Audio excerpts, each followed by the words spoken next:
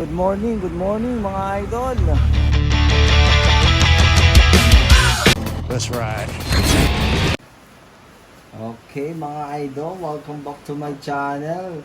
Maulan at mahanging hapon ngayon. Binabaybay ngayon ni Bagyong Yuan ang Kalakhang Kamaynalaan. Medyo malakas na ang ulan dito sa Montalban, Rizal. At hangin, malakas-lakas na rin ng konti mga idol.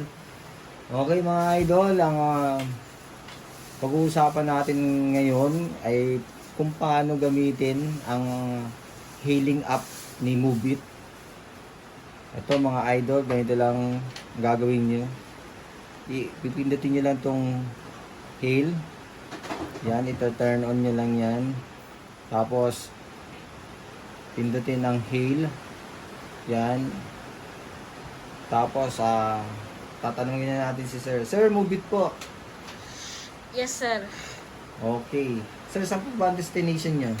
SM San Mateo. Okay, SM San Mateo. Sa halimbawa na lang, sinabi ni Sir Dustin na SM San Mateo. Yan. Ita-type nyo lang yan, SM San Mateo. Tapos yan, maglalabas na kagad yung ano dyan, yung presyo. Sir, 138 po. Okay po ba sa inyo yan? Okay. Okay po. I-go ko na po Kukonfirm ko na po. Ano pong number nyo? 09 Yan, kailangan may 63. 25 0925 601 601 2222 2222. Halimbawa, naipasok nyo yung number nyo yan yung bisa. Okay, kunyari yan, naipasok nyo, idadan nyo lang yan, mga idol. Tapos may lalabas na dyan na syempre hindi ko na itutuloy. May lalabas na dyan na start trip. Yan, kukontinue nyo lang yan.